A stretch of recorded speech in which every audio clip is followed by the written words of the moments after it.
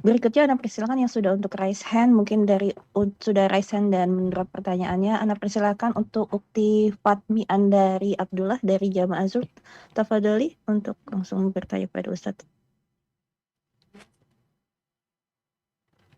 Ukti Fatmi. Ya, halo. Ya, Suara saya terdengar? insya Allah sudah. Ya, Tafadhali Ukti. ya. Assalamualaikum Ustadz dan seluruh tim kajian. Waalaikumsalam warahmatullahi wabarakatuh. Ahlan wa sahlan. Barakallahu fiik. Tafadhali. Ya, saya ingin bertanya Ustadz. Jadi kemarin itu Ana mendengar kajian Ustadz mengenai itsar ya Ustadz.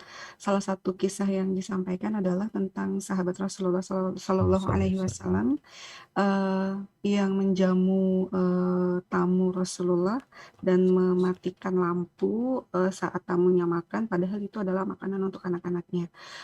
Kemudian yang ingin saya tanyakan, bukankah sedekah yang terbaik adalah untuk keluarga ya Ustadz? Yang saya ingin tanyakan, bagaimana cara menyelaraskan antara kedua hal tersebut Ustadz? Itu yang pertama. Kemudian saya ingin bertanya lagi Ustadz yang kedua, mengenai, bersyukur, apakah untuk bersyukur itu harus kaya dulu Ustadz?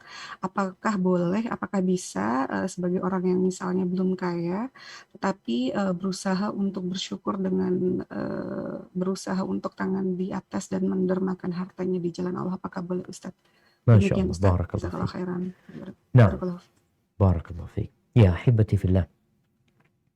Ya, ini mungkin berkaitan dengan pertanyaan pertama ya. Kadang-kala kita melihatnya kok kurang relevan ya. Kok kayaknya ada kontradiksi di mana Nabi SAW memerintahkan kita untuk peduli sama keluarga ya.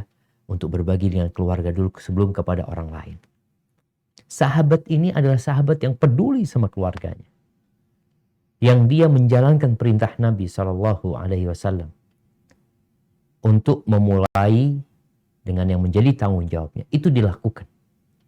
Namun dalam momentum-momentum tersendiri, dalam kondisi-kondisi tertentu, yang seperti dalam cerita itu, dia lebih mengutamakan tamunya. Karena tamunya nggak punya apa-apa. Sedangkan anak-anak alhamdulillah. Tadi udah makan anak-anak juga. Ini urusan malam hari belum makan. Dan insya Allah dia nggak makan tidak membahayakan mereka. Jadi kondisinya itu kondisi yang insidental ya. Disitulah nampak orang ini orang yang baik apa tidak. Kalau urusan kewajiban dia sama keluarga udah dia lakukan sepanjang hari, sepanjang tahun.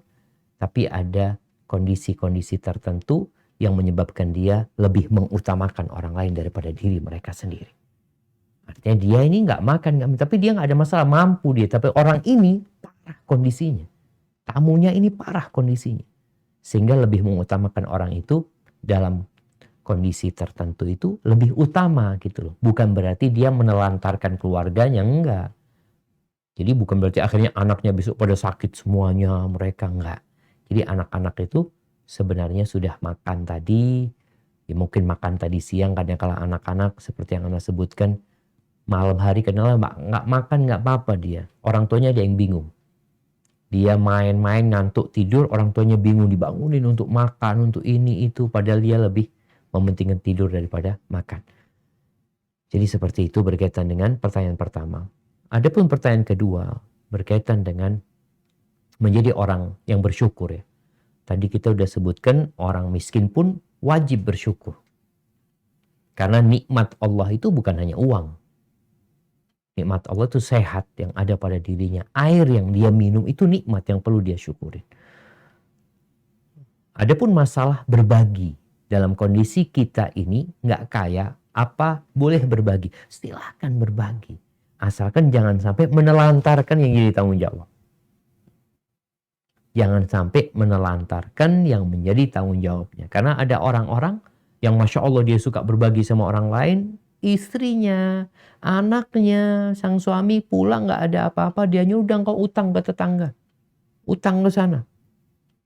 Ini yang nggak baik. Dia akhirnya baiknya itu pura-pura sama orang. Karena dia menelantarkan keluarganya. Tapi kalau dia enggak, dia alhamdulillah punya kelebihan rizki. Dia bukan kaya. Tapi dia setiap dapat, Masya Allah jemaah masih ingat di Madinah dulu ya. Kita mahasiswa. Ada satu kawan kita itu yang memotivasi kita. Kita ini mumpung masih mahasiswa. Setiap dapat uang saku bulanan, dikeluarin 50 real. Pokoknya 50 real kita perlu keluarin. Jadi termasuk membiasakan diri berbagi sejak dini. Sebelum kaya. Dan insya Allah akan menjadi kebiasaannya. Jadi orang kalau sudah jadi kebiasaan, mengeluarkan harta itu enak. Karena biasanya semakin kaya itu, semakin sulit untuk berbagi. Ada cerita Syekh, dia mengatakan, yang banyak tanya tentang zakat itu rata-rata orang yang kayanya biasa-biasa aja. Tapi yang punya uang triliunan itu hampir nggak pernah tanya, kata Syekh, tentang zakat. Dia tahu orang-orang nggak ada tanya tentang zakat. Tapi kalau orang baru kaya itu dia takut, ya Allah gimana Syekh ini zakatnya, ini itu macam-macam ya. Maka silahkan memulai berbagi sejak dini, tapi jangan sampai menelantarkan yang menjadi kewajibannya. Hadza wallahu a'lam bissawab. Barakallahu